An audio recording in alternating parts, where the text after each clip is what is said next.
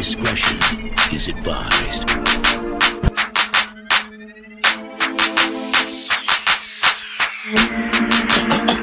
If you're feeling like a pimp,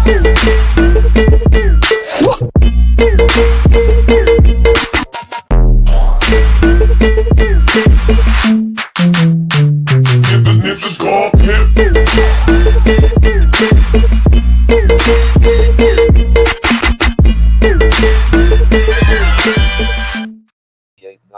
100.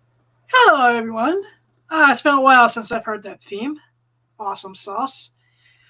This is Awesome Sauce Radio. I am your host, Blonde Adam Wonders, the comic pimp in his house, the innovator of perversion, the one who gets people paid, laid, and made. As we testify. Awesome Sauce. Damn it. Awesome Sauce. There we go. Didn't lose my voice. First, I'd like to thank Comic Crusaders, www.comiccrusaders.com. One of the greatest comic book news sources on God's green earth. Please go check them out. They got reviews and opinions. So you have a retail store or some stuff like that. But comiccrusaders.com. Shout out to the real Omega. Enjoy your sabbatical. Love you, brother. Also, I want to thank Nemesis, David Howard, the man behind the Phoenix Throne. Now, please, everyone in my audience, if you can, please, buy yourself a copy and fund Phoenix Throne so we don't have to pimp David out on the streets, so he won't be begging. I'll give you a BJ for a comic book today. That's what he's going to be doing if he can't get this thing funded, man. We're going to have to bring him to the streets of New York, put him on 42nd and 8th by Port Authority. Little tin cup. Give me $1. I'll give you my Phoenix Throne. So let's get that funded, please. It's a really great book. I may enjoy that, so that's my pop-in. All right. I also want to give a huge shout out to Exotica, exoticaexpo.com. Miami is happening next week, June 28th through the 30th at the Airport Convention Center. But I like my heat dry and not wet, so I will not be in Miami. I apologize for nothing. I don't like swamps. And then, of course, October 25th, 26th, and 27th, Exotica returns to New Jersey. And I will be there. You'll have porn stars, seminars, meet and greets, BJs, HJs, ladies getting free on Fridays. It's going to be awesome. It's going to be epic this year. I'll be at the Pornado booth. I think Jake may be by the Pornado booth. Pornado, Sugar Wither, Milky Marbles, Paranormal Mail, Ale, Abduction Energy, all 950 other characters that Alien Rob portrays. Go to abductionwine.com, pornadothemovie.com, all that good stuff. Shout out to Rob. Love you, brother. And yeah, the Exotica Expo.com. That's all, folks. Tell them my name sent you. Also, June 22nd and 23rd, the Garden State Comic Fest will be in Morristown, New Jersey. Go to Garden State Comic Fest and check them out. Billy West will be a guest there. So, as a Running Stimpy fan, I'm really looking forward to that. Kind of try to get a 2-question answer with him on the floor. Walter and Louise Simonson for all your Superman and Thor and X Factor fans.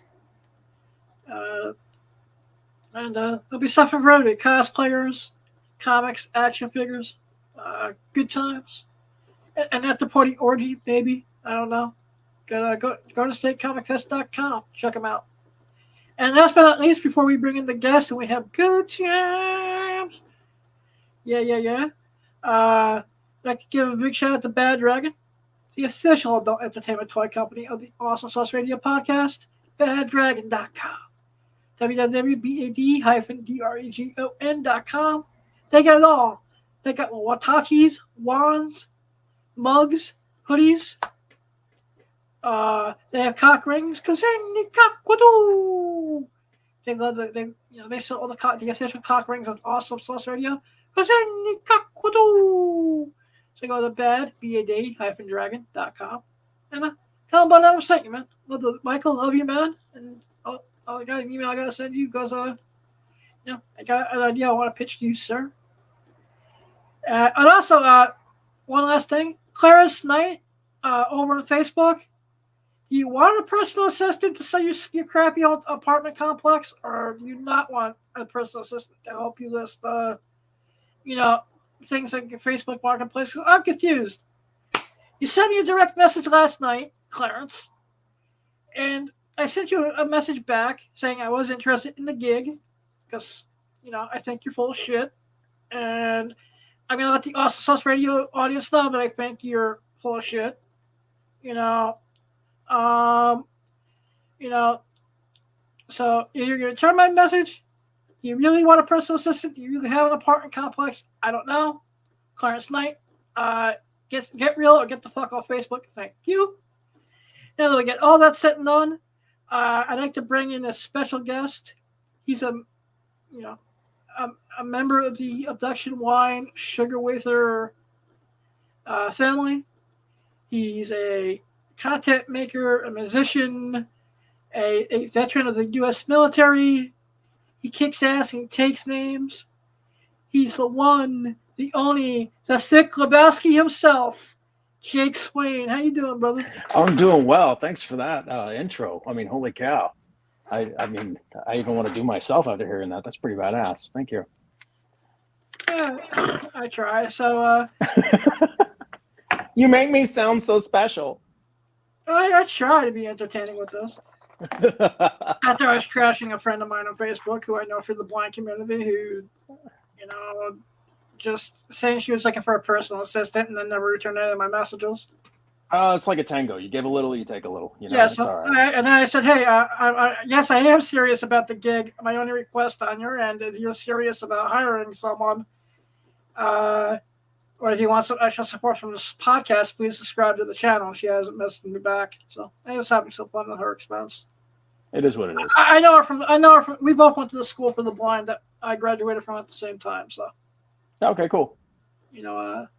So how you been since the last time we've been on? Oh man, I've been okay. Just kind of busy. Obviously, I've been trying to get in better shape, so I've been really active. I've been, skateboarding. I actually started taking boxing lessons, so I get my ass kicked about 3 or 4 times a week now. Wow. Just trying to get in shape. Winter wasn't good to me, so I'm trying to get ready. You probably had a harsher winter than I did, so. Perhaps. Well, I mean, in Nashville, winters aren't that bad, but it was bad enough for me to gain weight. So, and at my age, it's takes a little more work to keep it off. So, got to get ready for Exotica, right? Yeah, that's true. Yeah, I just be fat and proud. There's no fat guys anymore. Back in the day, back in the golden day of porn. I mean, take a look at for example, look at Ron Jeremy, man. Oh yeah, look at the guy who's in shape.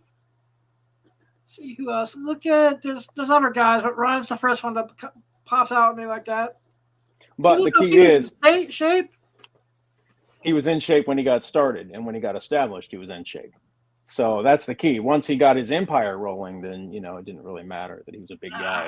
I've had people, and I'll keep them nameless until they want to come back on the show.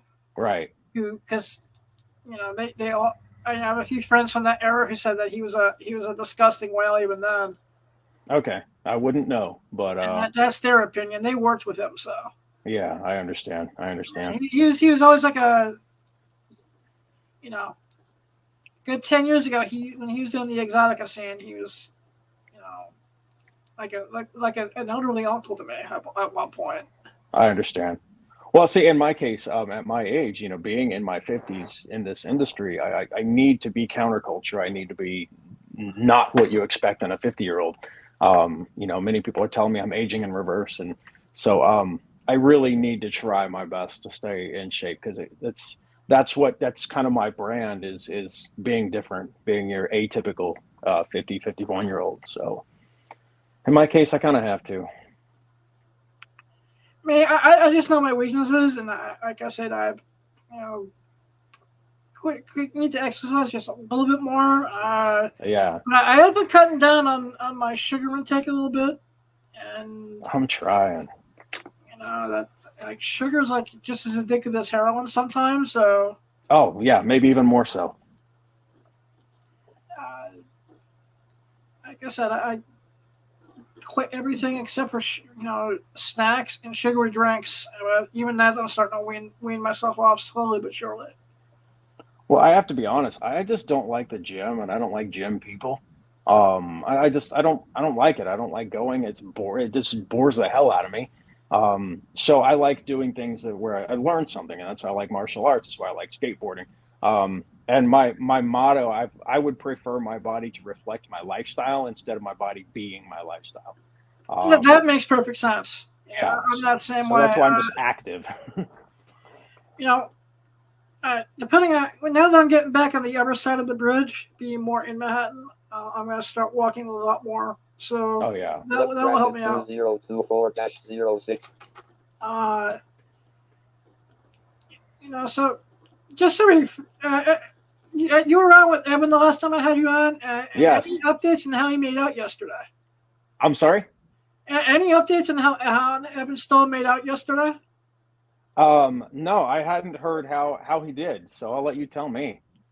I think he got like 3% of the vote. Honestly, that's pretty impressive though. But like you said, you just had to live in that county, so He's Clark pretty County, impressive. District 1. I knew it was going to be a tough sell for him, but All right.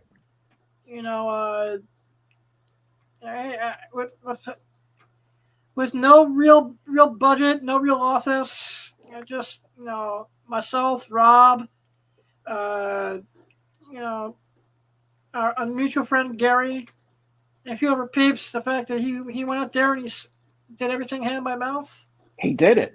I hope he runs again, and next time it'll be more fruitful. But 3% of the vote was nothing to really be too shabby about. Well, and he did it. I'll always respect that, and it goes right back to Roosevelt's man in the arena. And if he fails, he does so daring greatly, so that his place is never among the cold and timid souls who know neither victory nor defeat. So you have all these people who don't even have the guts to even try, and he did it. I think that's totally badass. It's not about whether or not he made it; it's the fact that he did it. Oh yeah, like I said. Oh, well, we got set. Yeah, show's moving up in production quality. Thank you, Nem. Well, that's okay. That was Teddy Roosevelt. I can't claim those lyrics. I can't claim that speech. Yeah, that's true. All right. Yeah. You look marvelous. Nice. All right. So, Coke or Pepsi? Me? Yep. Neither. Water. All right. Very good. Water, sometimes sweet tea. But I drank Diet Coke for most of my life. That was just, it's not because I prefer it. It's just I was raised on it, and that's just what soda tasted like to me. And when I try something else, it's just weird. So Diet Coke for most of my life, but none of it now. Okay. Have you seen Acolyte yet? I have not. I heard about it. I have not seen it. I heard it was an abysmal failure. So have I. And I have not watched any of it yet because I'm too busy watching things like the roast of Tom Brady right now, which I finally got a chance to see. I've been going back and watching other old stuff. Yeah. And, I'm going to wait until it finishes up because I haven't seen anything good about it online. And I'm just like, right now, I just don't have an hour a week to waste. Yeah. Well, I don't have Disney Plus anymore, so I haven't seen it. So. Oh boy. Well, once Bad Batch finished, then no, because what I heard about Acolyte coming down the pipe, I wasn't interested. So I figured if it was that awesome, I'd get back on board. But no, you're angry at Mickey Mouse right now, man. I'd be careful, bro. Mickey Mouse can eat a dick. Nikes. Mickey Mouse has enough of my money. I've been to Disney World He's 3 like, times. So oh boy, you don't just give me some of your money. that asshole can just sit on my pile of money. Oh Yeah. boy, my money gets stacked this high. Fuck that, I'm talking, goofy. Oh boy. Hey, so now the likeness of Mickey is a public domain. Can we make Mickey porn now?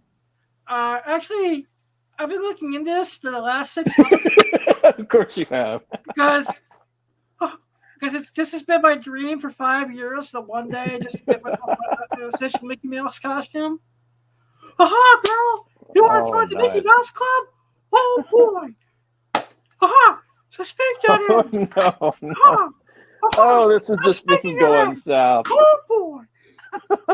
How badly do you want in? Oh, this is And so it's wrong. only Steamboat Willie that is in public domain, not Mickey Mouse. Oh, So okay. it's the I thought original the Mickey, which was okay. Steamboat Willie. Mhm. It's only that version of the character that's in public domain. Okay, so vintage Mickey is public domain. The image of vintage Mickey is public domain. And can you put up a picture of Steamboat Willie so we can show him? Because basically it's this. Oh, I've seen it. Yeah, I definitely know it. Hold, please. I will bring up a picture of Steamboat Willie for the audience. So, yes. Yeah. That way we can get the podcast shut down by Disney. I get copyright notices every so often, depending on what I show and don't show. Right, right. You know, but yeah, I've been thinking this because you know, like Pooh is also in public domain. Winnie the Pooh is in public domain right now. Yeah, yeah. And this is, if I want to be a really sick bastard, you know, Bambi is in public domain. Well, you know, think about Winnie the Pooh. Is there so much you could do with that as far as a porn parody? You know, make it mostly anal and call it Weenie the Pooh. Exactly. There's a whole comic Yeah. book series. Yeah, yeah, you could do that. A comic creator who may be behind the scenes here may have Winnie the Pooh getting his ass kicked by a demonic doll in an upcoming comic. That'll be awesome. Just saying. Yeah. So here's your Steamboat Willie. Look at that guy. He's got some pent up frustration going on there. Yeah, he does. He's got some anger issues. Yeah. Yeah. Yeah. So, Yeah, so like I said, this is the version of the character that can be used in anything you want. You can be, haha, oh boy, haha, that's a good All girl. right. Join my club. look at that stance and the way he's holding onto that steering wheel. So or that wheel. Yeah, he's about to cause some automobile accidents right there on purpose. Well, I'll pass on that project. Before you invite me, I appreciate. Like I said, I just gotta find the perfect girl, the cast. I already got a hotel room in the city set to go. You know, I haven't been in the business long enough where I could take a chance like that. That's just a little too big of a risk for a guy like me. You know, I'm not quite established enough for that. After the last 2 years I've had in my personal life, I just don't care. Yeah. That's fantastic. Yeah, basically, back in 2022, I was diagnosed with leukemia. Okay. It's it's in stage 1. It's stable. Right. But between that, especially what happened to my best friend / adopted older brother this year, who is in the hospital and rehabbing after a severe car accident. Comic Journey is asking if you're live right now, Adam. So yeah, I'm live. Comics Journey, what do you want to know?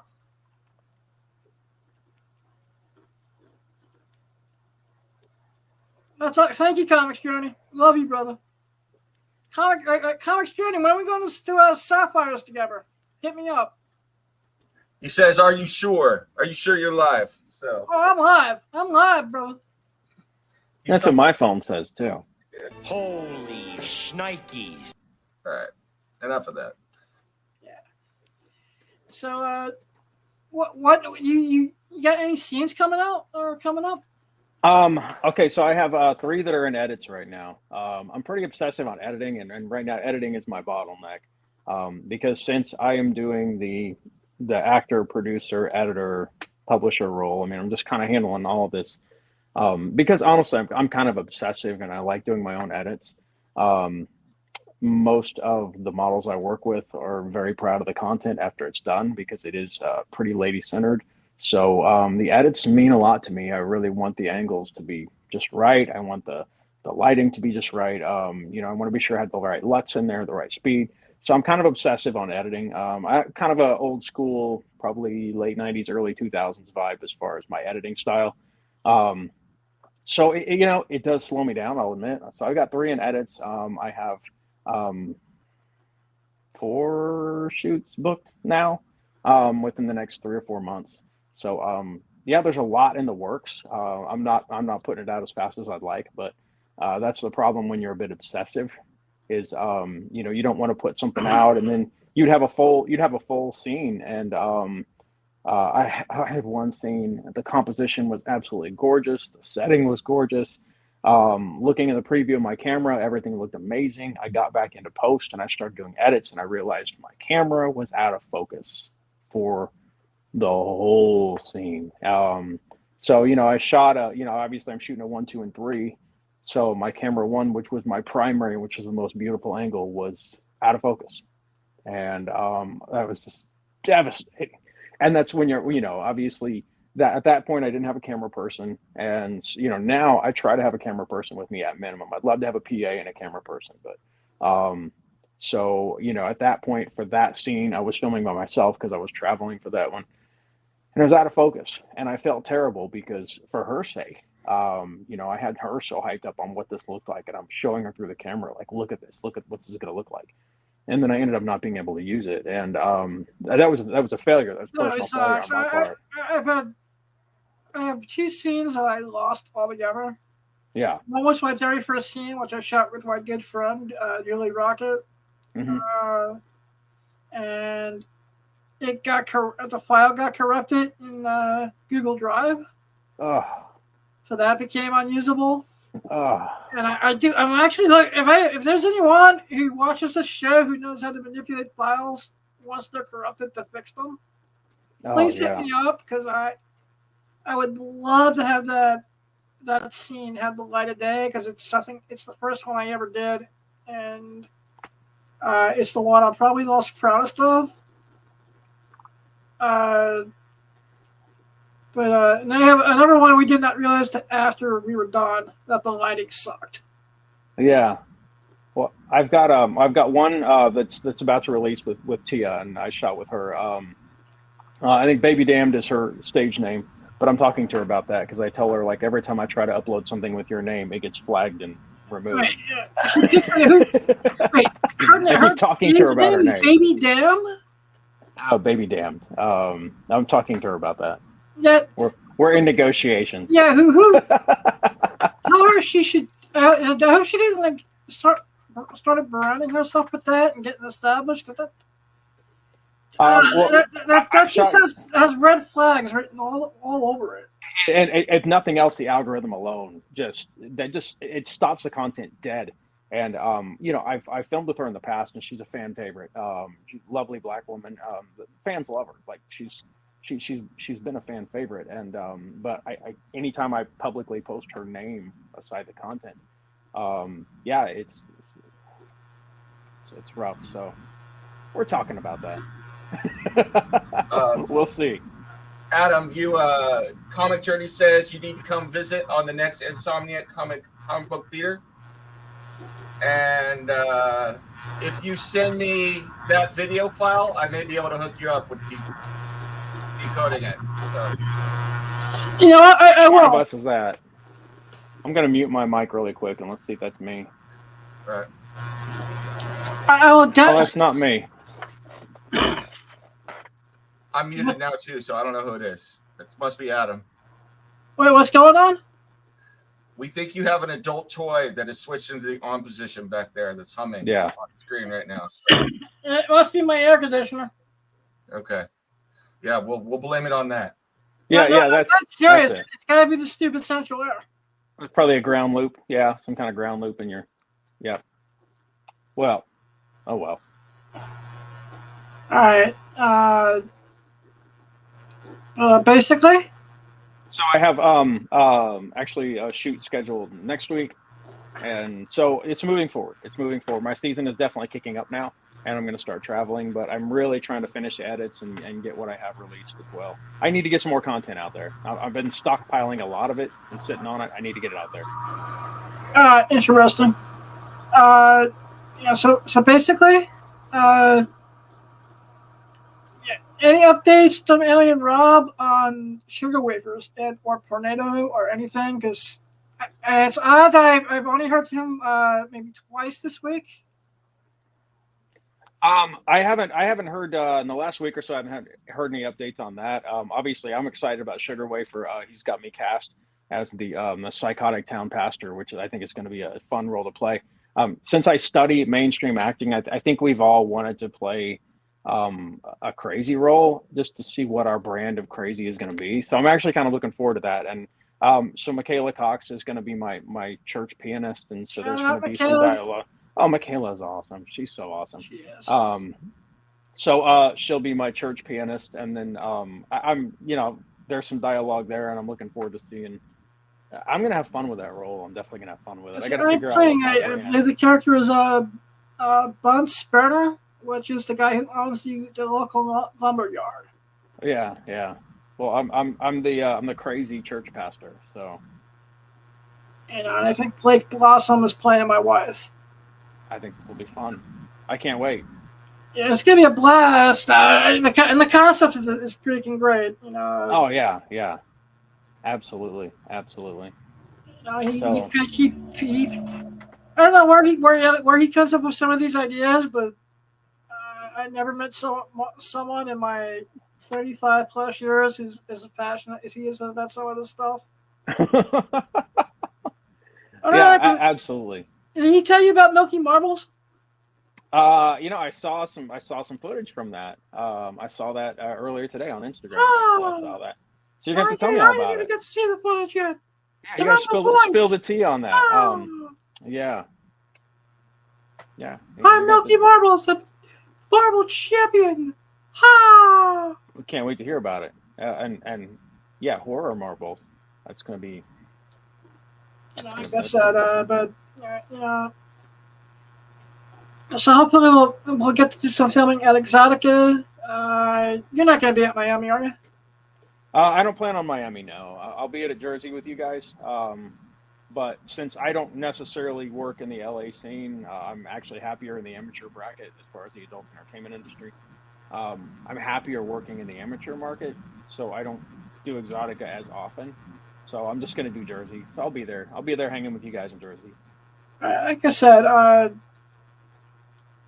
normally, especially with the year I've had this year, Miami just wasn't in the cards. Yeah. I just want to go out there because it's the home of Tony Montana. Right. Of course. I want to see. Like I said, get to live out some of my Scarface fantasy one of these days.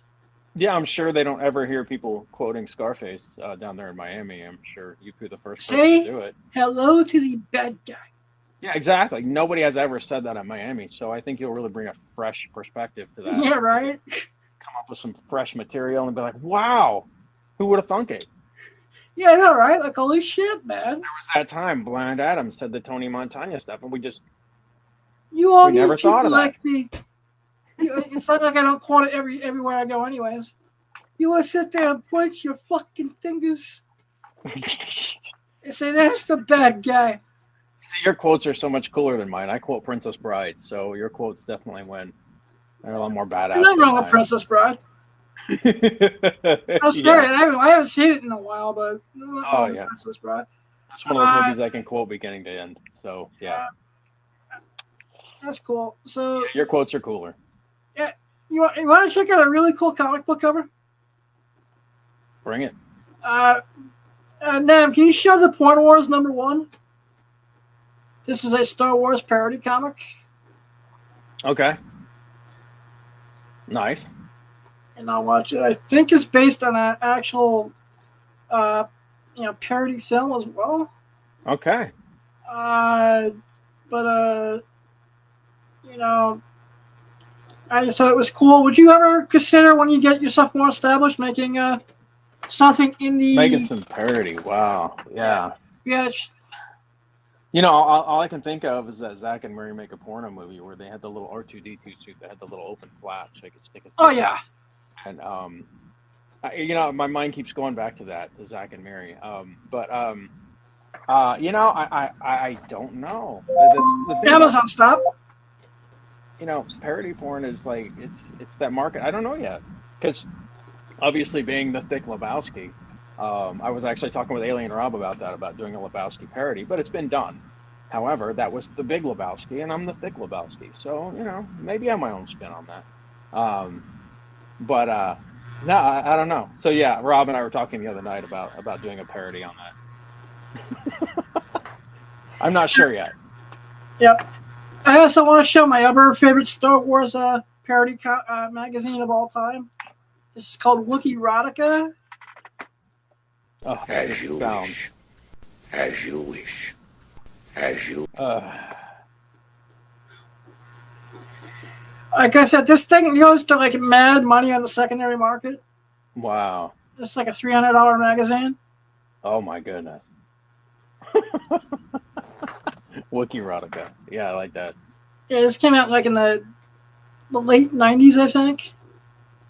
Oh my goodness. Who's the actress on that? I have no clue. I can't. That's so funny. Because they do a. I know it. They do it. There's a burlesque show called The Empire Strikes Back, Oh no. which is an entire burlesque show based on the entire trilogy of Star Wars, which is amazing. I'm not sure I could stay in character for parody. I don't know if I could. I'm not sure if I could deliver it or not. It's like keeping a straight face and staying in character. I really don't know. My advice is you gotta do something parody. Parody is something you love and something that you know you can do easily. That's why I'm happy about Steamboat Willie. Yeah, that's fair. That's fair. And being public domain helps as well. Well, I mean, one of the things I wanted to start doing is some sci-fi and some fantasy content, some shorts, you know, like 15, 20-minute shorts, and integrating that, and then trying to find that balance where you have just the right amount of content, just the right amount of story, and kind of playing those together. So I've been wanting to do that. I actually have some scripts that I've written. So sci-fi, fantasy, a little bit of everything. So I'd like to do that, but I still want it to be, I don't know. I don't know if I could get on board with the parody thing. As funny as it sounds, I just don't know if that's for me. All right, that's cool. It's not for everybody. Like, the only one I'm doing for sure is the Steamboat Willie thing, because it's been in my system forever, and it's something I've done in my personal life. So, well, That's fantastic. I saw a parody of Avatar, and all I can think about is there went one of my AirPods. That's not what I was discussing. What I'm talking about, but they you know, they obviously where the bodies connect, they can't have that makeup on. So, you know, they're both covered in blue makeup except where their bodies meet. And, you know, it looked like, you know, when you see the guy, he's just got makeup, you know, around his, you know, he's got makeup everywhere but there. And it just looked like a dog that came back from surgery, you know. I couldn't get around it. And on top of that, I don't know that I would be able to perform when she's blue and just you know, howling, and I don't think I could do that. Like I said, you know, the parody market isn't for everybody, so you find. You know, I mean, I pride myself in my performance, but I don't know if I can perform through that. I just don't know. There's a shortage of perfect breasts in this world. It would be a pity to be. Now he's putting Princess Bride quotes. That's awesome. So thank you, now. Everyone, go to find my comic, Scenic Stone #1. Let's get this guy funded, bros. What are some of your thoughts on all the age verification stuff floating around? I just saw something in Tennessee.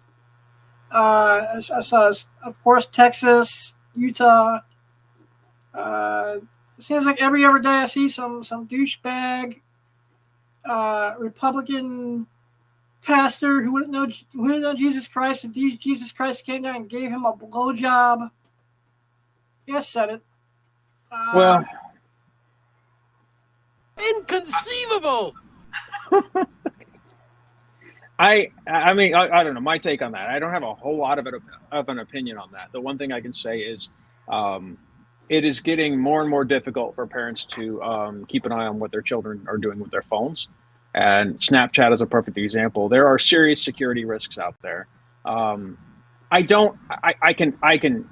can sympathize with parents trying to get a little bit more control over what their kids see on their phone. However, any security system can be circumnavigated. So now you're talking about actually prosecuting the performer and the content creator because a minor viewed their material.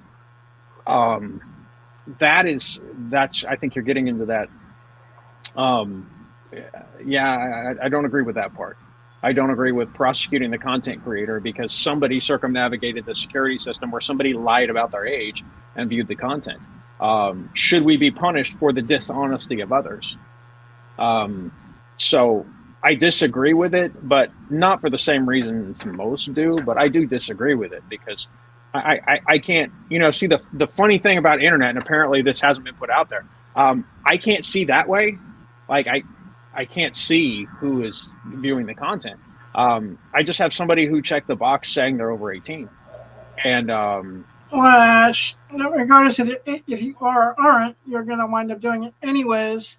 Right. But this is the other thing I've been thinking about, and this may be a controversial opinion. Why in America do we have to have the legal age of adulthood be 18 at this point anyways? Especially Right. everything you can do before you're 18.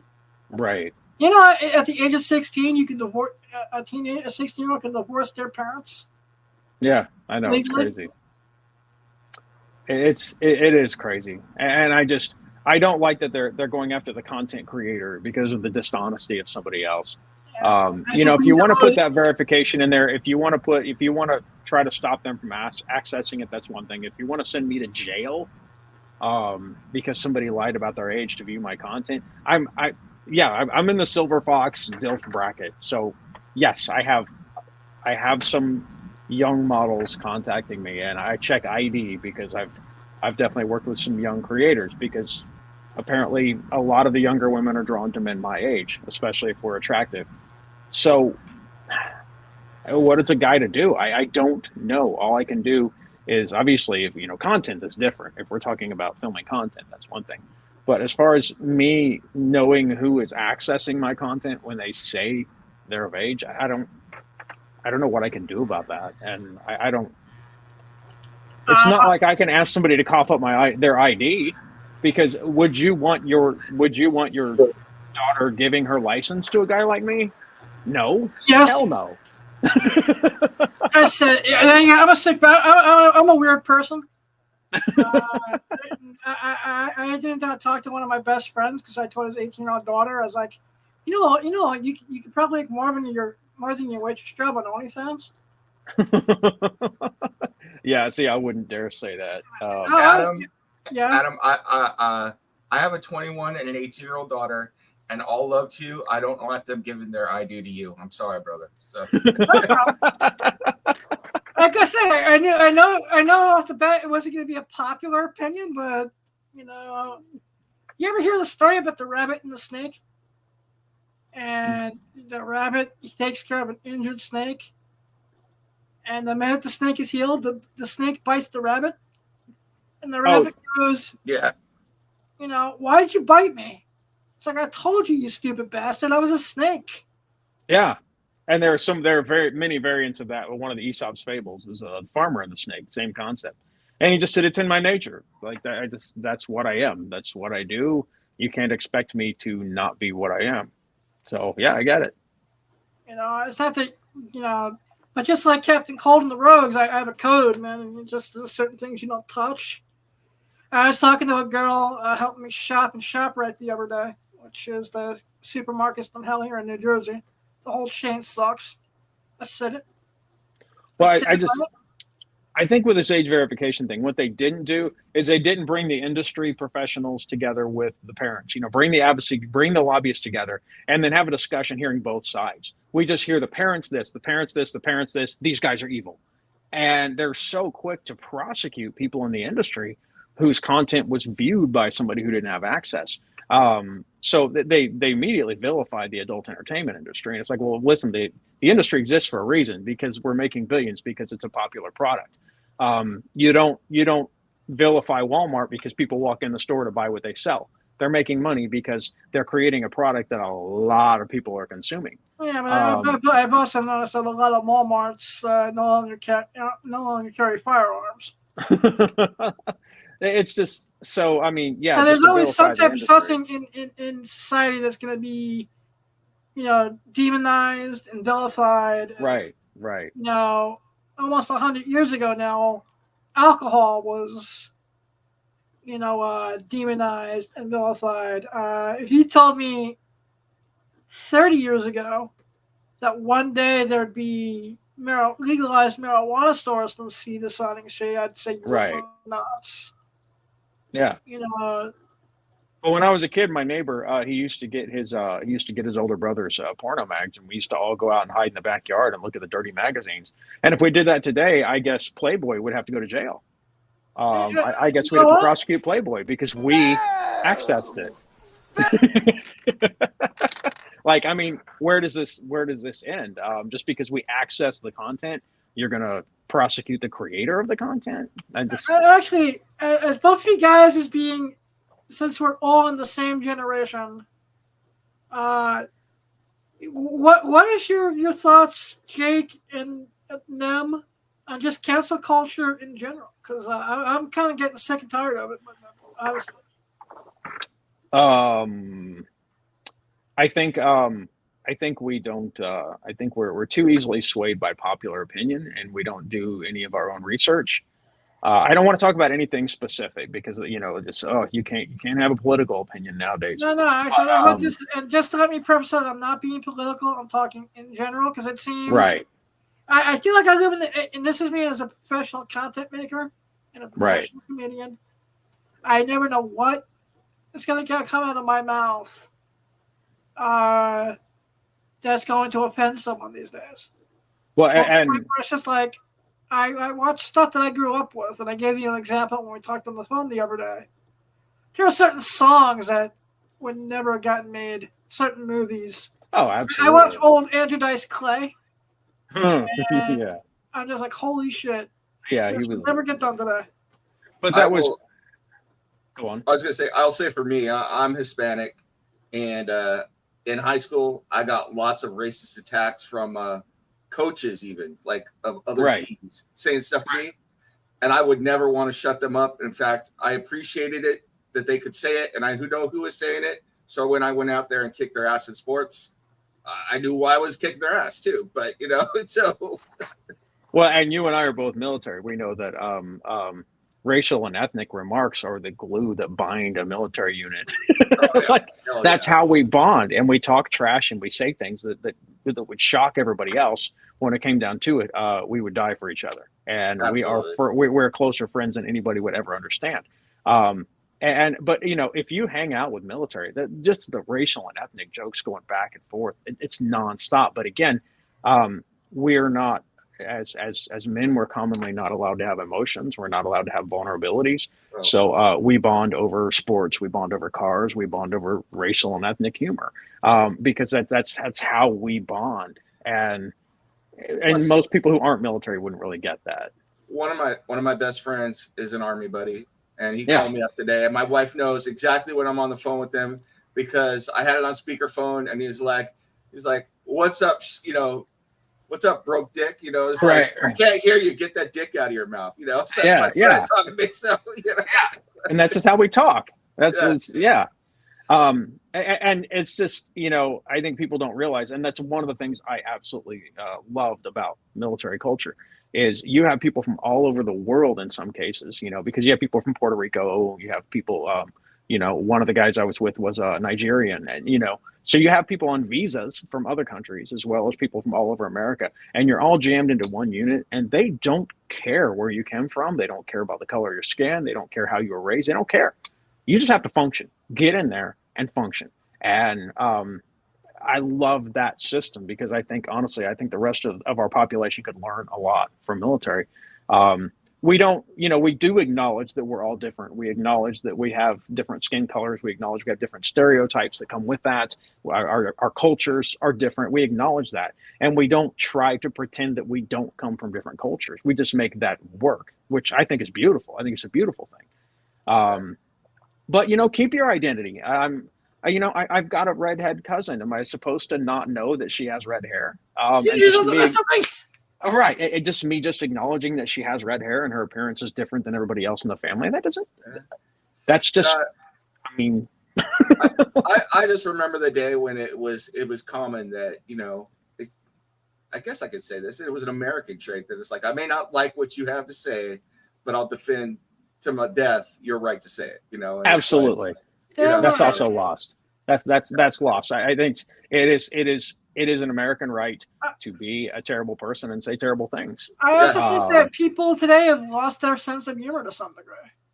Back in my day, and as like I said, as a New Yorker and a comedian, and someone who, growing up in school,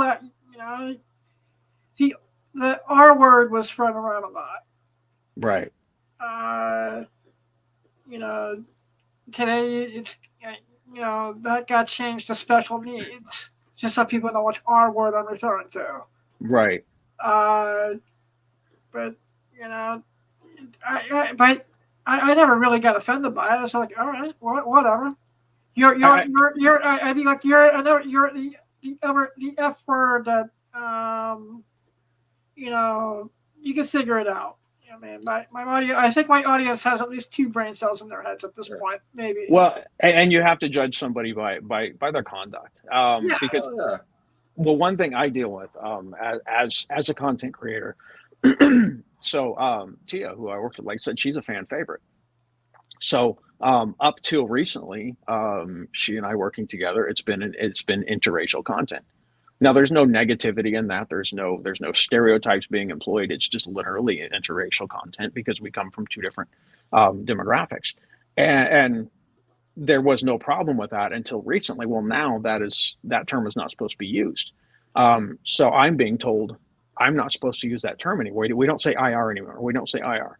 Okay, but if you go on Pornhub, really, when did this start happening? Because well, Lex Steele is one of the guys that's really kind of, and I was listening to the Porn Producers podcast, so I'm going to mention that because that's specifically a conversation they had.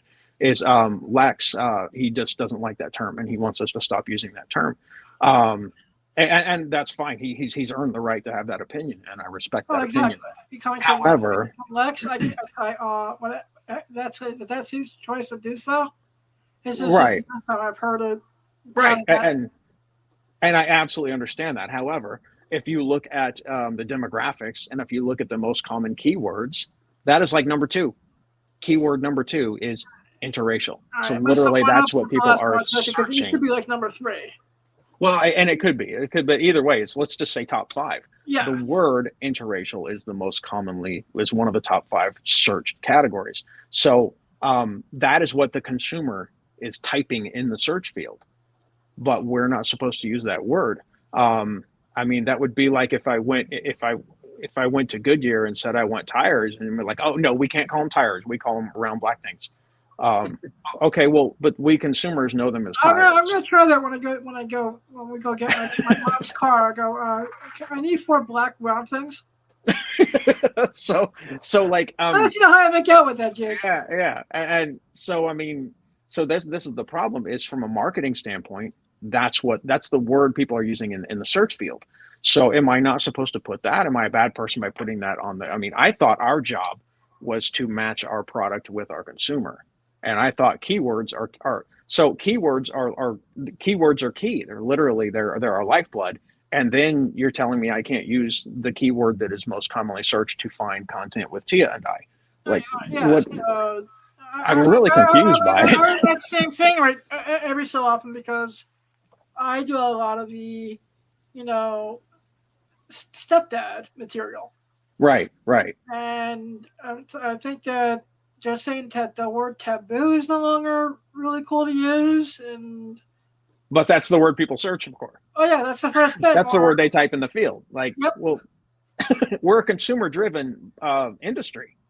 So how does this work now? And again, I totally respect everybody's opinions on this, and I'm trying to be sensitive. Yeah, like I said, I'd like to make a couple of bucks, and if that keyword is what helps me find my customers, if they want to see her, if they want to see us, they type that field, they find us. Why would I not want to play that game? I mean, why would I want to eschew that? Like, no, you're gonna have to find me another way because I don't like that you type that word in that field. I don't know what to do. Honestly, like I said, I'm at a point where I'm not a hard man to find. There's all sorts of ways to find me on the internet. Right. If I offend you and it really, really deeply affects you, I apologize. But if you're just one of these soft, pussified Americans who gets offended for the sake of being offended, to quote a Suicidal Tendencies song, yeah, maybe you need to be offended, but if I apologize for one more thing, fuck you. You seem a decent Mr. fellow. Rogers' I neighborhood. hate to kill you. You seem a decent fellow. I hate to die. Inigo Montoya. You see Yeah, Mr. Rogers' neighborhood? I'm doing what I can because we talked about the cancel culture. If you make a misstep and then momentum builds against you, you're done. Exactly. I'm not Johnny Depp. He's the only person to survive a cancel system. He had cancel momentum against him. He survived that, but that's because he's Johnny Depp, and a lot of people wanted him to survive that. So he had a lot of people on his team. Unfortunately, you look at poor Jester Roiland, who did nothing wrong, Right. and is still the victim of cancel culture. If the momentum builds, you're just done. You might as well resign. You're out. I think Johnny Depp survived because Amber Heard was just so terrible. That shit crazy. And that's true. She had to be that crazy for She him was to actually crazy, man. survive that. Yeah, she had to be that nuts. But for the most part, once it starts, it's accusation straight to verdict. There's no point in even trying to explain yourself. It doesn't matter. It doesn't matter. It's done. So obviously, I feel I'm on eggshells in this industry. The demographic I'm on eggshells. Cancel me. I'll just come back stronger. I got a mortgage, so like I said, that's the beauty of we don't have trust me, mortgages in my city, they don't exist for people in the middle class. Yeah, I understand. It's just insane. What you pay for a mortgage, I probably pay for rent. Yeah, I believe you. But do you guys know that Stanley Daniels has a comic book out? No, I do not. It's called Space Force. Nam, if you could show the cover, this thing is amazing. As you wish. Nice. Yeah, this is a 10-issue series so far. Cool. I think she's trying to get this put out as an animated series on Cartoon Network for Adult Swim. Okay. And it's just basically as a mix of South Park, a mix of Star Trek, some mix of a little bit of a more NC-17 version of her classic movie with Katie Morgan and Evan Stone and a bunch of other people. It's called Space Nuts, so people can go Google. You know what that character reminds me of? It reminds me of what was it? Barbed Wire. Who played that? Pamela Anderson? Yeah. Oh yeah, that's right. I remember that. That's funny. Yeah, Barbed Wire with amazing artwork by Adam Hughes and a movie that still has not stand the test of time by Pamela Anderson called Barbed Wire. Adam, you're giving us the Bad Dragon hum again there. So I think Let me pull up my LoveSense app and see if I can turn it down for you, Adam. Yeah. Sorry. Let me put you on a different pattern. It's just odd. Ever since, like I said, I suppose I can't stand this time of year in this particular part of the house. It's all good. Marvelous. Yeah. Jake, are you also into Star Trek? Not as much, but yes, I really respect the show. Which captain got more ass, Picard or Kirk? I'm a Picard guy. You're a Picard guy. Picard guy, yeah. Why? Because I absolutely respect the fact that in the future he's bald and there's nothing they can really do about that. Okay. I kind of respect that. And I mean, like, he wasn't like, I mean, let's face it, he was just a teenager on the ship. He was a teenager running a ship. He broke protocol so many times. He did unsafe things, chasing ass, which I can respect. But, like, you know, Picard, like, he was more, as a soldier, I would respect Picard more. He was more of a leader. Kirk was a glory hound. And I do have a lot more. I have a lot more love for the Next Generation crew, just because the blind person drove the Enterprise before he was made up for rent, before he was promoted to engineer. Okay. Sulu? No, Geordi, man. Oh, okay. Geordi with Laura, in season 1, he was the blind person driving the Enterprise. Mm-hmm. Yeah. On a 14-year-old blind Adam, that really just like, it's like, hell yeah, you can do anything you want. Yeah. Yeah. I thought you were referencing good old George there. I was going to have to break out my impression and be like, oh my. So, Hey, just because I'm a former whack pack member, it doesn't mean we have to steal everything from Stern. oh my. I've been passed over by Geordi LaForge. How dare you play at it? Oh no. Don't give them ideas. Did they ever bury the feud at this point? Huh? Is Shatner and Decay actually buried that feud by now, or are they still? No, they're still at each other. They go back and forth. They just need to kiss it out and get it over with, man. Those two have been circling each other for decades at this point. So that was one of my favorite things on the roast of William Shatner. Was George Takei was just like, I've been waiting 40 years to say this to you. Fuck you and the horse you rode in on. Oh my goodness. As Shatner for his own comedy roast rode in on a horse. Oh, nice. Yeah, because Shatner, he's an avid right. horse rider, and he does do a wonderful charity for people with cancer once a year with horses. I think that's pretty cool. I think that dude's like 92 years old now or something. I could have sworn I saw on Twitter a couple weeks back that he turned like 93. Yeah, that is insane. Especially in today's society, because we seem to be living shorter, not longer. And I don't know. He's got, like, I'm surprised at his age. He looks healthy. Even though when I met him in person, I had to restrain myself and be like, don't say it, because I want to go, gee, I didn't know Captain Kirk was so fat. Yeah, he probably wouldn't like that too much.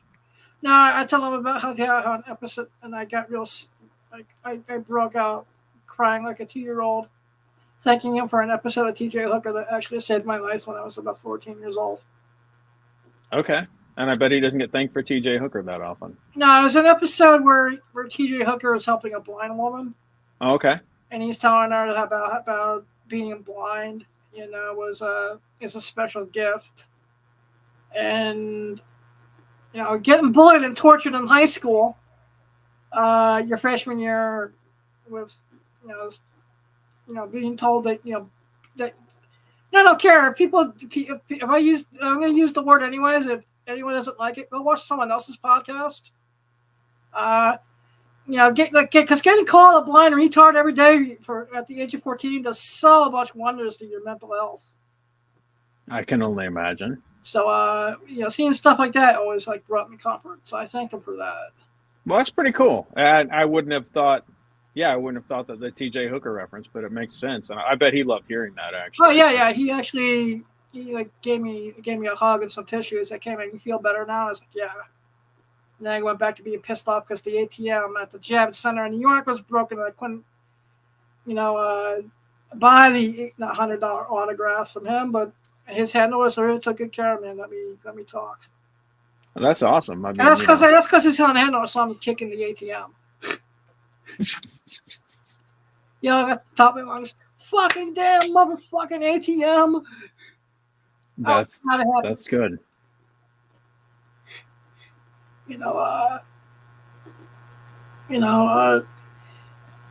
So what are some of your Amazon stop? Amazon, shut up. Amazon, stop. All right.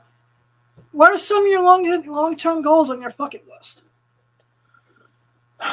Are you referring to individuals or things? Like, both. I mean, do you have any female performers you want to work for, or studios you want to film with eventually?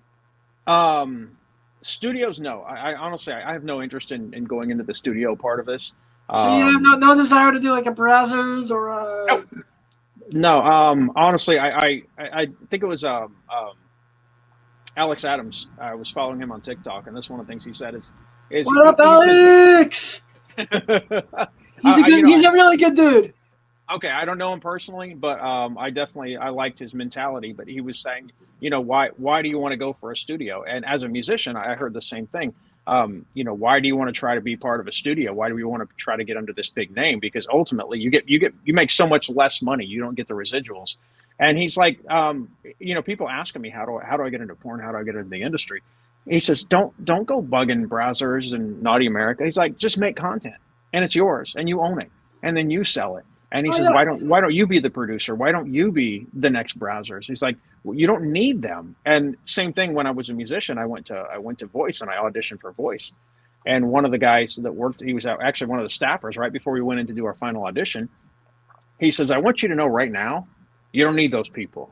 And he's like, don't put all your hope in those people in that room. You don't need them. And he says, you could make your own thing. And it's the same thing with acting. Now you can just make your own content. And why do I want to? First thing, I'm not in LA, and that's where they all film. So first thing, why do I want to fly to LA, film content, walk away with, I don't know, $300 if I'm lucky, and content that I get to see on the hub, and I don't make any money from it because I just got paid as talent, especially as male talent. I don't want to be male talent. I want to be a creator. I want to own the content. I want to handle the direction. I want to handle the camera operation. So I want to expand what I do. I definitely want to expand what I do. I want to make better content. I just want to create I hear that, better than what I did. For myself, I have a list of talent I want to work with. Right.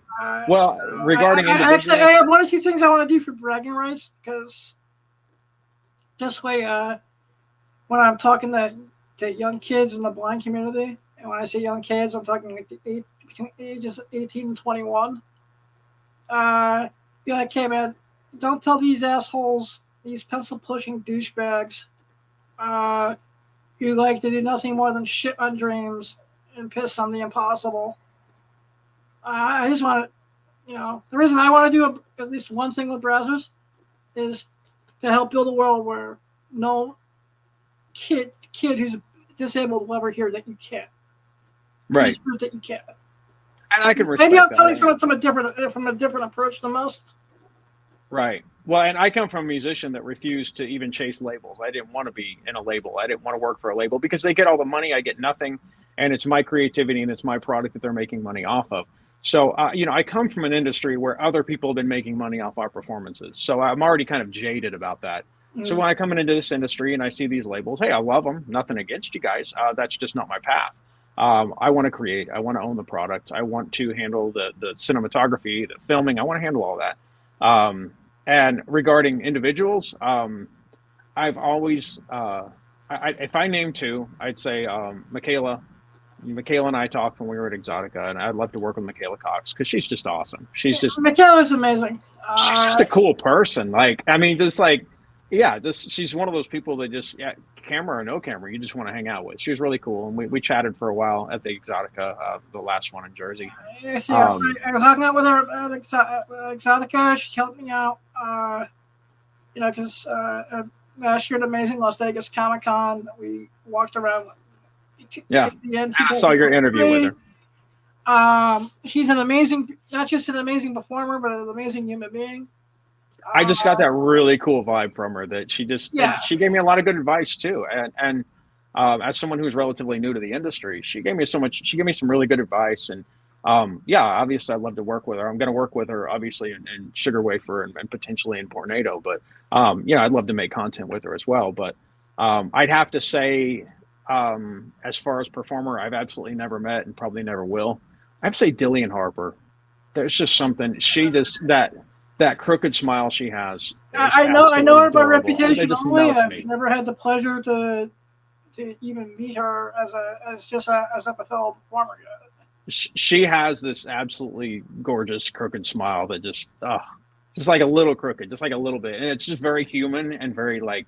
And that's where I think she really represented the hot girl next door vibe, where she just there's that little bit of personality. And if you Google her and you see like a lot of her content, she's smiling because there are guys like me that just absolutely love that. So yeah, total respect and love for her. She's awesome. Yeah. Is there any female newcomers that you've seen, via social media or anything that, you think may have a chance of catching the fan base? I have to be perfectly honest, and maybe this is just my age speaking. A lot of the newcomers, the new performers, the new content creators, unless I meet them in person, I don't know anymore. I mean, with the filters and with the AI retouched photos, I don't even know what you're like. So if we meet and we click, I want to film content, that's fine. But I don't want to say anything negative. I'll just say until I've met somebody, I really don't know. That's fair enough. And in today's day and age, you can look really great on TikTok and Instagram and PH and OF on all that good and all that stuff. Right. But in person they can be dried paint. And on top of that, I'm just it's my age. I'm 50. I'm stubborn. I'm a little proud. Honestly, if I don't like you, I don't want to film with you. I don't really care what your name is, and I don't care how many times the video will get viewed. I don't care because I gotta look at myself in the mirror, and it's about enjoying my own life. So that's fine. Yeah.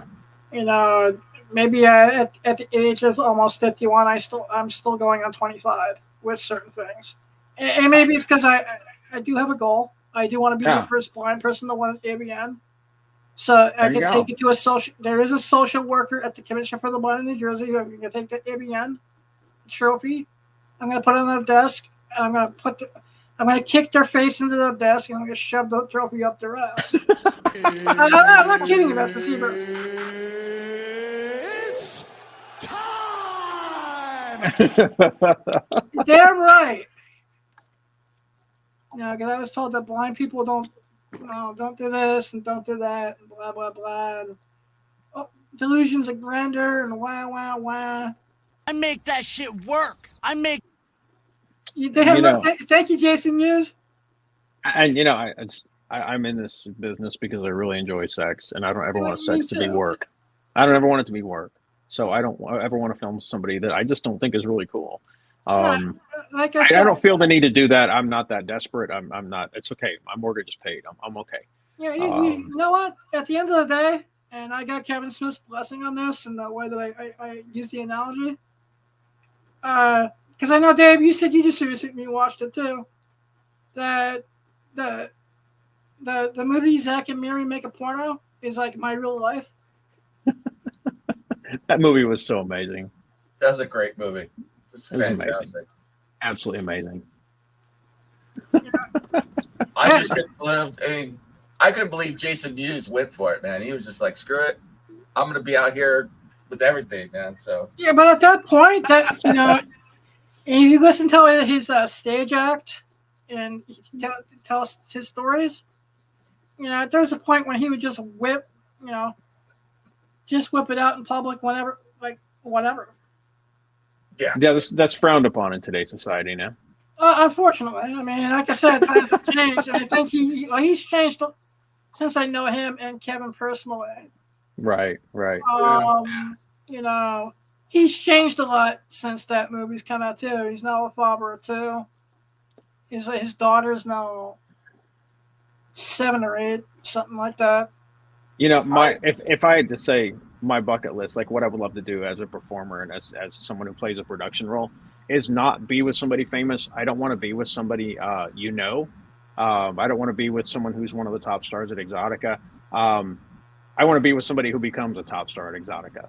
And that's why I enjoy working with amateurs, because you never know who's going to be the next person who really loves this business and goes up. And I would be a I can bigger respect honor to me. that. I mean, I still have a few things see, my whole thing is I'm the fanboy that turned pro with everything Right. that I've done, whether it be stand up, whether it be this.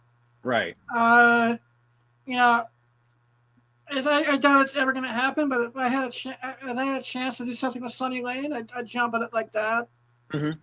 If I had something to do, Yeah, something, she's amazing.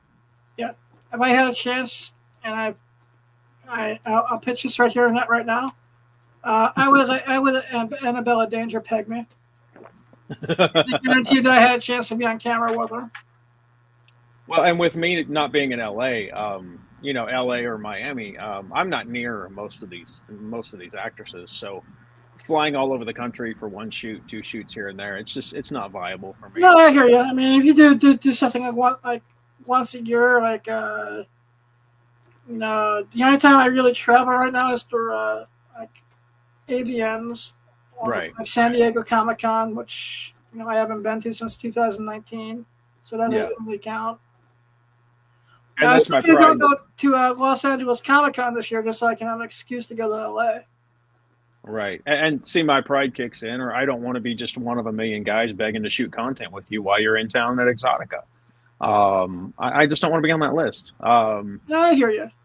And I know my pride is probably gets in the way of this industry, but that's okay. I mean, if I don't make it, if I don't make as much money as I want, I'm all right with that. That's fine. As you wind down, I wanted to do something I didn't get to do with you last time talking music. What is your musical style?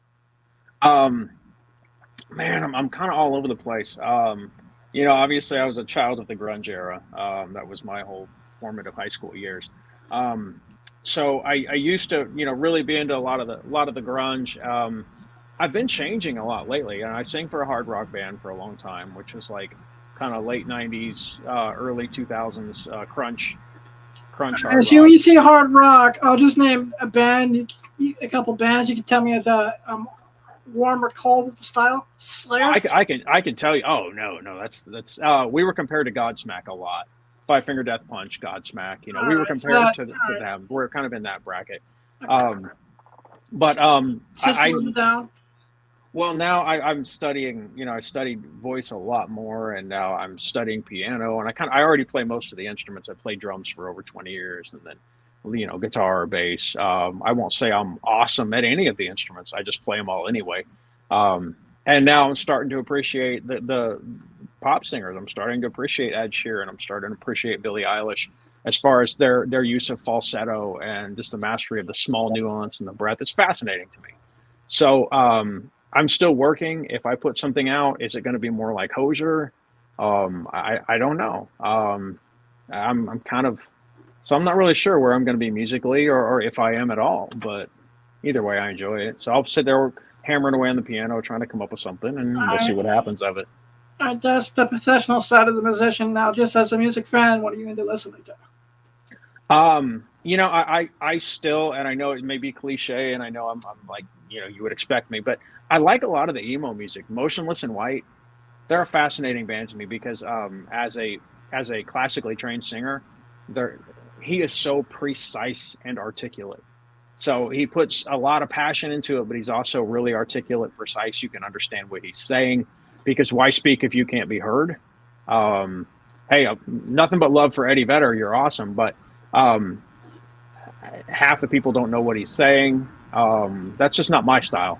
If I've got something to say, I wrote a song because I've got something to say, and I want you to understand my words. That's just how I was brought up. Who's Go ahead, less? go ahead, Nim. Who is less? Who are you less able to understand? Eddie Vedder, or Kurt Cobain? Man, that's really tough. Yeah, I was like, okay. Man, that's tough because both of them were really out there. You definitely had to pull out the CD jacket or the cassette jacket in my case. Yeah, I'll go with I can understand Kurt Cobain more, but I can understand better. I think I'm with you. I think at least I can understood a lot understand. of Kurt stuff more. I'll give you an example. At least with like a song like Team Spirit, I can make every other fifth word into the song. I thought it took me 30 years to know the entire lyrics to Team Spirit because the song got remade for the Black Widow soundtrack. Right, and just I don't think I've heard that. I don't think Yeah, I've heard that. there's a slow down remake of Team Spirit, which was the opening song used in the Black Widow movie. Interesting. I've only seen that once, so I wouldn't remember Yeah, that. it only needs to be seen once, but that's my opinion. Black Widow.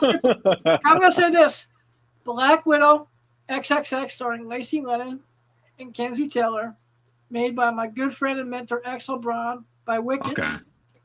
Was you can go on YouTube and watch it without any of the sex scenes, and it's a better movie than Scarlett Johansson's Black Widow put out by Disney. All right. I'll tell you this all. Bitches love me. You damn There right. you go.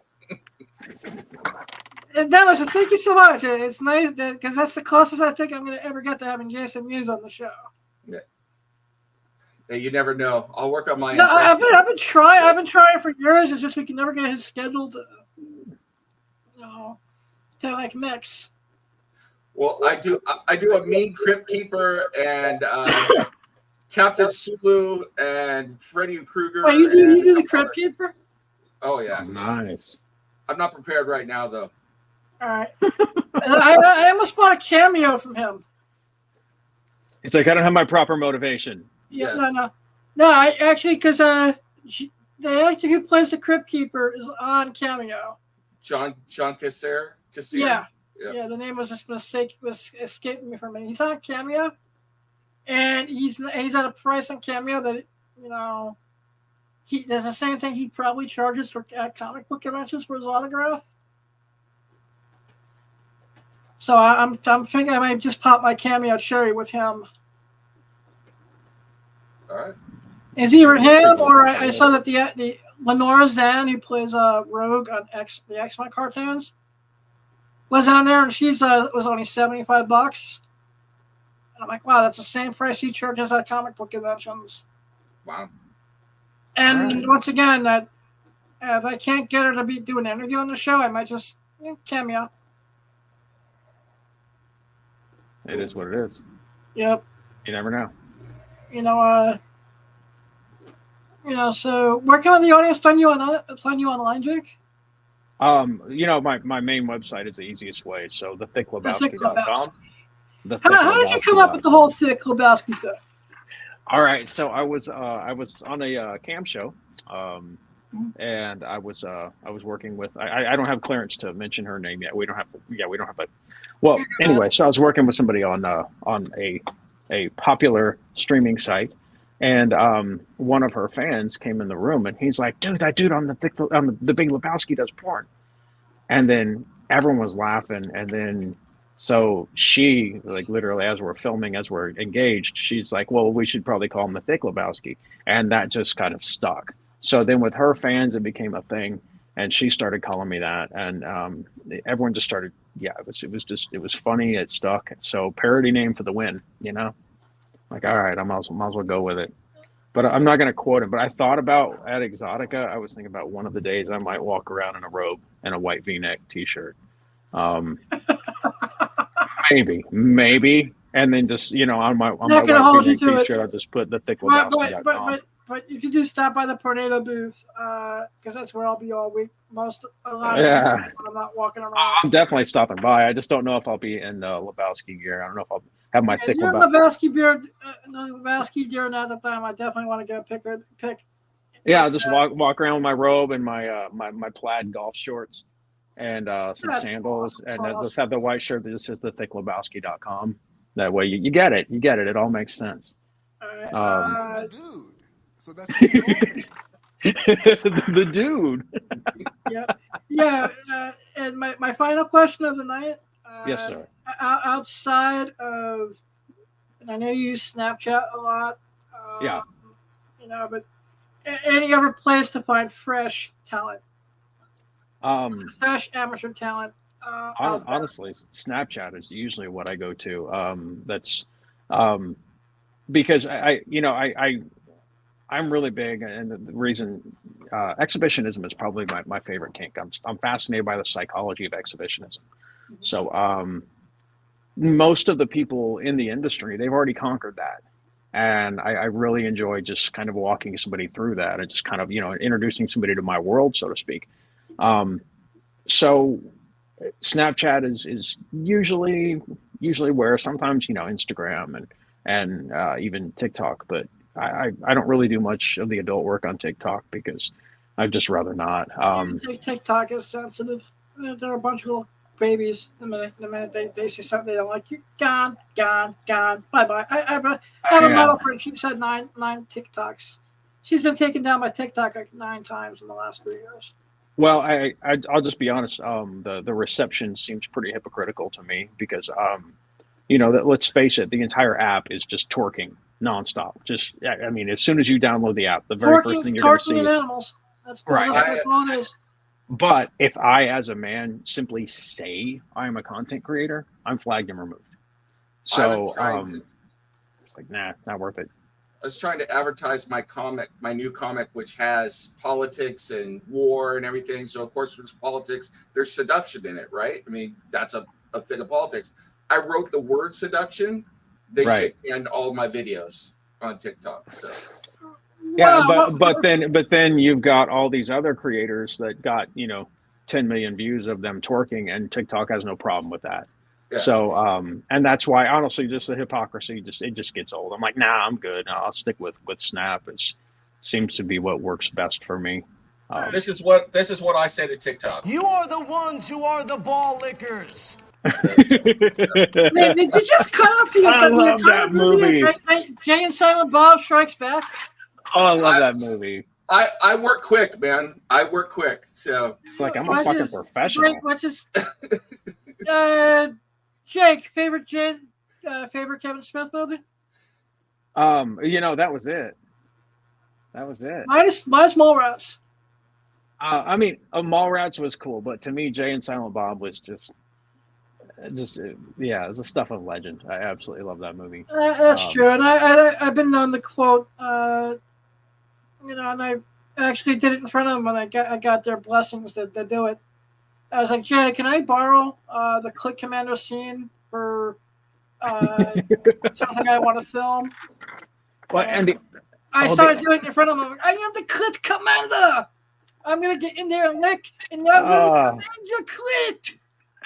The opening scene just sets the stage for the whole movie. Mom's like, what's your fucking problem? The big one's watching the middle one. Look. And you're like, oh my Lord. Yeah, the actor who plays the construction worker, his name is Johnny. He's like the coolest guy in real life, too. Yeah. He actually works at the Secret Stash. Okay. And he actually sounds like that in real life. That's his real voice. Oh man. Yeah. I have to say that's my favorite movie. I absolutely love that movie. I love all his movies. My favorite is Mallrats. That's my second favorite movie.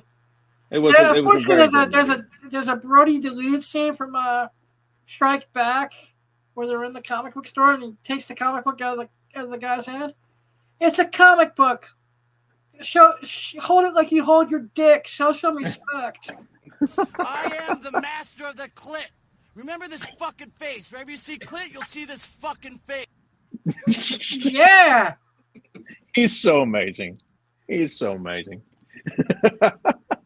Well, Jake, once again, I thank you for being a guest. Thank you for having me. I appreciate it.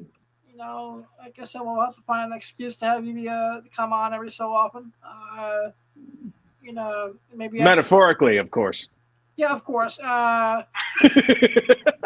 Inconceivable. Maybe we can get something cool for Star Wars again, like Bad Batch. Or if I've given up on I it. do get the one voice actor from the Bad Batch, I'm working on having be a guest. Yeah, I think Star Wars has passed. It lives on in here. That's it. It's gone. That's just I'm one of those people, but it's all good. I know. For me, it peaked with Obi-Wan. Yeah, I understand. And I got the audiobooks right now. I know, so I'm actually just got Heir to the Empire, the audiobook for my Audible. Oh, okay. Yeah.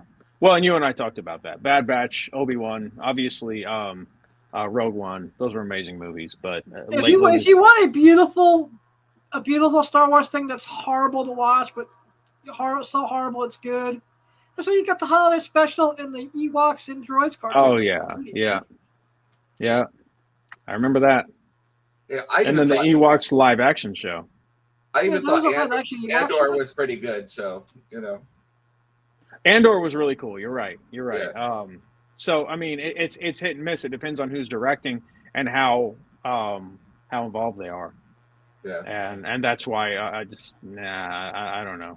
My only complaint with Endor was the pacing. I just, for me, it was a little slow, and I'm not a big fan of people with English accents. I didn't rush out to. I won't rush out to go see anything anymore. Now I just wait to see what people say about it, and then I might see it. That's pretty much my and it was my entire childhood. Star Wars was, so it's all good. Yeah. Well, my brother, I will see you in a couple of months. Thank you. You have a good night, and hopefully we'll be doing something with Sugar Wafer sometime soon, because I think our characters are adversaries in the movie for some reason. Yes, absolutely. You will soon be my enemy. If you can find a piece of lumber anywhere cheaper, I'll burn this job you got down to the ground. Well, thank you for having me. I appreciate it, guys. Bye, boys. Have fun storming the castle. Thank you. All right, you guys take it easy. Yep. I'll see you. Nemesis, any updates on Phoenix Throne at this point? Let's see. I don't think we got anything else, but I'll look real quick. I'll let you know. Here's the update on Phoenix Throne. We have one new backer. Awesome sauce. Yeah, so there you go. Go check it out, folks. So I don't know why everyone who's bitching and moaning, pissing and groaning about the big two. You have stuff like this that looks really amazing, really cool, but yet you ain't gonna give it a shot. What's up with that? Hey, you know what? I'll give you the quick pitch. If you want to see my ugly mug on camera real quick? Yeah, why not, man? It looks great to me, but that's besides the point. All right, well, thank you very much, sir.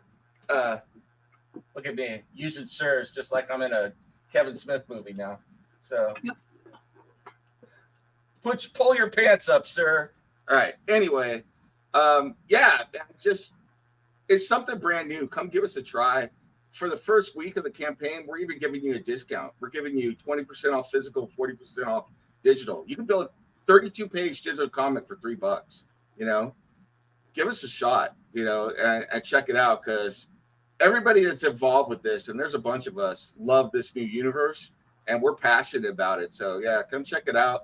Give us a shot, and we want to hear from you. We want to bring this to you. This is brand new content that we've come up with, and we think you're going to love it. So that's my mini elevator pitch. But hey, you know what?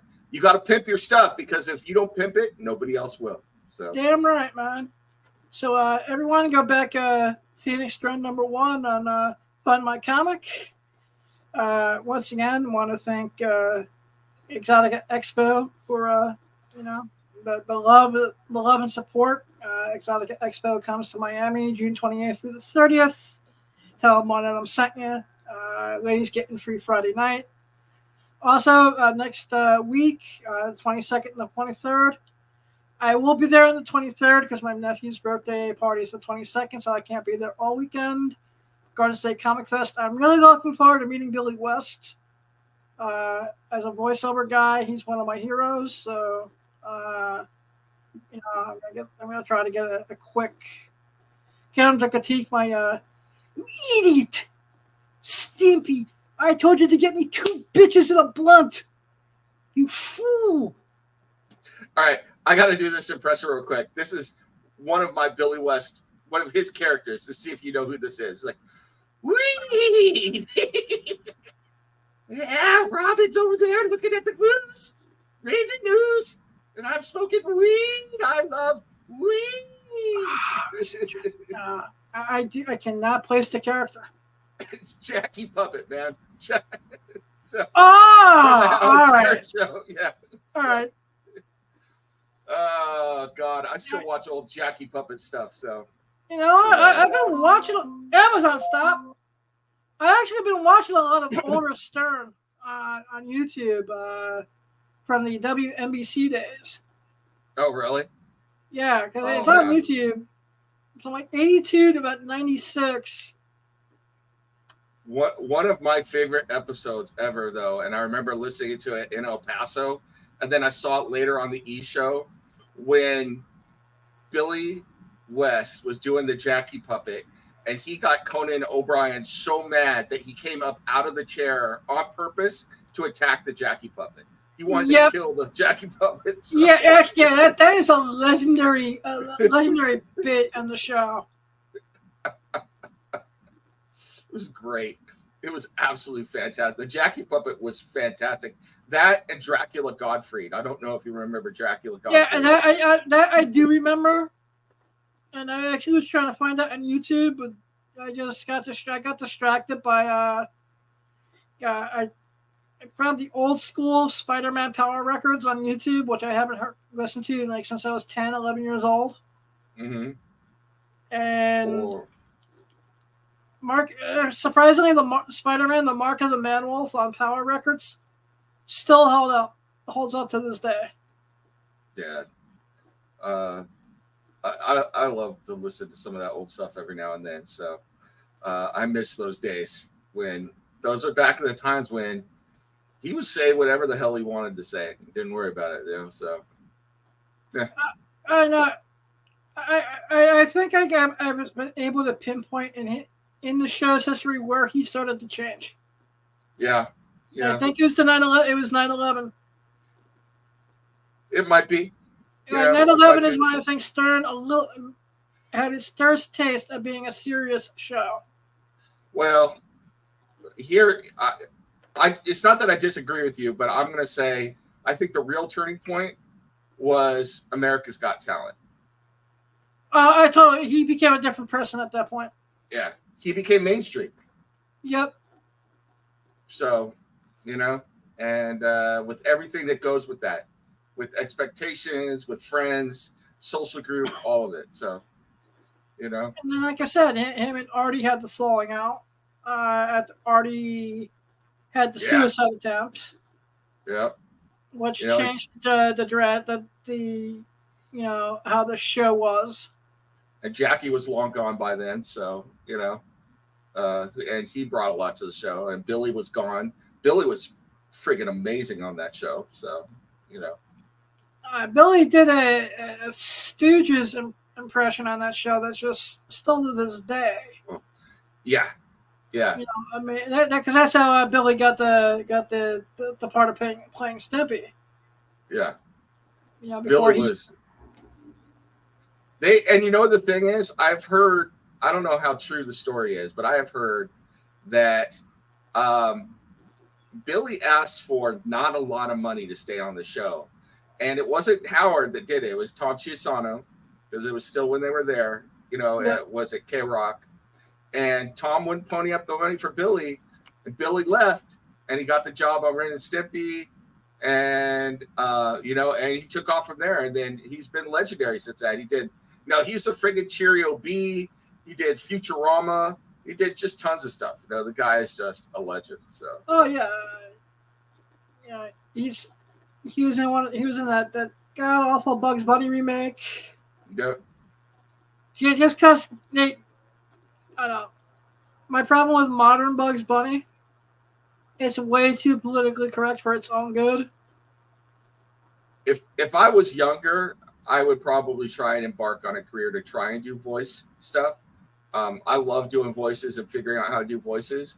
It's just by the time you're in your 50s, you know, if you haven't done that for a long time, it's hard to get your voices to do voices that you haven't done your whole life. Like I've been doing George Takei since the 90s, you know, so I can do that easy. So there's some things that with voiceover, it just becomes, you know, like putting on a glove, and the other things, it's just trying to figure it out. It's like, okay, I'm not going to get this to work. Not even going to try it. But there are guys like Billy West or the guy, I forget his name, the guy who did The Brain and Pinky and the Brain, George LaMarche, I think his name. LaMarche. Yeah, that guy's unbelievable. He does all sorts of stuff. There's a lot of Hank Azaria is another guy who could do tons of stuff. I mean, Azaria's awesome, man. Yeah. So yeah, true voiceover artists, man, they are incredibly skilled. So hell, I gotta give a shout out Mark Hamill. Hamill's the man. Yeah, that dude is amazing. So at what he does. So at this point, he's you know, retired at this point, pretty much. I mean, yeah, comes out for the occasional thing. The last thing I think I saw him in was Masters of the Universe Revolution. I think I saw him in something else, but I can't remember what it was off the top of my head. Yeah, the last couple of years, he's been like few and far between. Yeah, he pops up on things every now and then. So I still think that you know, mentioning Star Wars, I will say this: I think Star Wars did Luke dirty.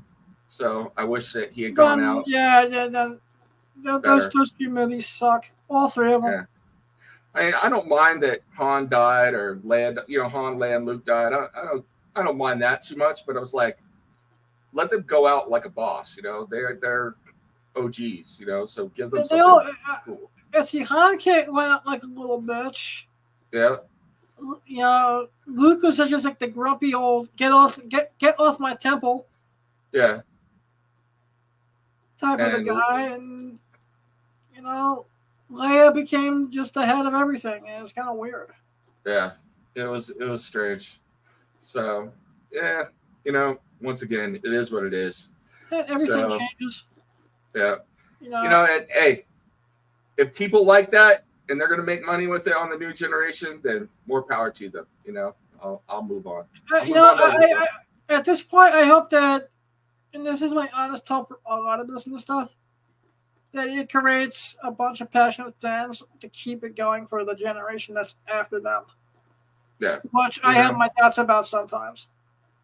I'm just, the part that bothers me, and I know we got to get out of here, but the part that bugs me is that, man, it's like, we keep rehashing the same old stories, man. It's like, do new stuff, you know, but then I'm out there watching the same old stories. So I'm a hypocrite.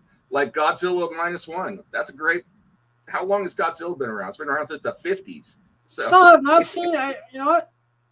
Hopefully by next Thursday, when we're back on the air next Thursday, I finally am seeing Godzilla -1. You know, just not enough time in the day. You know, like I said, right now I'm on a stand-up comedy special. Check. Yeah, Godzilla. Doing that, I'm rewatching Arrow and the Flash because, you know, comfort food. Cool. I've been rewatching Twilight Zone, so that's what I've been up to. So, you have a favorite episode of Twilight Zone before we get out of here? Whoa! Wow. There's an episode because I've watched Kick the Can like 6 or 7 times in the last few weeks because that's where I'm at with my life right now. I think it's I forget what the exact title is. I think it's called The Modern Man or something like the one where Burgess Meredith is in it and he is accused of being obsolete. And he's on The Obsolete Man. Yeah. Yep. That's a great. You know what I love about that episode is that he basically he's the way his fuck you to the chancellor. Yeah. I love that episode. That is just such a great. I mean, there's so many that are great, but I really do like that episode. So yeah, I like that one just because, like I said, the chancellor thought he was going to make the library cry, and had this pathetic death, and then he Chancellor is the one who does everything that he wanted the librarian to do. It's freaking great. Yeah, and then the state comes for him. So, man, that's the ending. He's like, all the laws that you're enforcing, I put in the law. Twilight Zone was edgy. Man, you go back and watch that stuff. They had a message. They were talking about all that shit. So it's a good show. Actually, there's an episode called Number 12 Looks Just Like Me. Yeah. And it basically predicts the type of society we're in right now. Yeah. Or one. I have to give a shout out to Mrs. Nim. It's our 28th wedding anniversary on Saturday, and there's one where this couple, the old man is in tons of pain, and they could switch his body out, but they don't have enough money for both him and his wife to get a new body, and so he goes back to being old again so he can be with his wife, which is always sweet, So I find that cool. Mrs. Nemesis, happy anniversary. I thank you for letting me borrow Dave. And from time to time, and wish you guys 20 more years of happiness and joy, and to have a marriage in today's day and age. To have a marriage last, at all is a miracle. So Mazel Tov. And thank you. I really do appreciate you being a part of my life in the last couple of years. Absolutely, brother, man. And man, I'm not going to get gushy right here, but love that woman. 28 years. Looking forward to the next 28. So yeah, good stuff. And with that, I'm not going to bore everyone with the usual catchphrases and everything. I'm just going to say, hey, man, if you have someone special in your life, just give them a hug and tell them that you love them. Because if you woke up today, just count your blessing, because there's people who didn't have that luxury. I love you all. Blind Adam out.